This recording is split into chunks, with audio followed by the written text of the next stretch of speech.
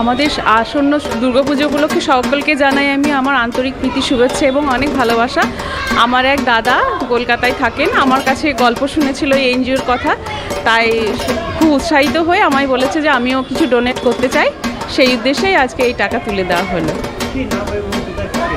অন্য কলকাতায় থাকেন, ওনার নাম হচ্ছে জ্যোতিষ কুমার সরকার।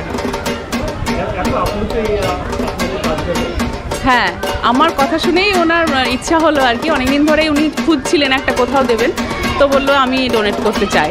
তো আমারও খুব ভালো লাগলো ব্যাপারটা। হ্যাঁ, আগামী 6ই অক্টোবর আমাদের এখানে মানুষের জন্য সংস্থাতে বস্ত্র বিতরণ অনুষ্ঠান অনুষ্ঠিত হবে। তো সেই উদ্দেশ্যেই আমরা এই টাকাটা এনজিওকে তুলে দিলাম। হ্যাঁ, একদম সবাই আমরা চাই যে সবাই সুস্থভাবে খুব সুন্দরভাবে নিজের পরিবারের সঙ্গে পুজোতে আনন্দ করুক এবং সুস্থ থাকুক। ভীষণ ভালো লাগে, আগামী দিনে যেন আরও বেশি করতে পারি এটাই চাই। আমার নাম শবনম বেগম, পাঠশালার শিক্ষিকা।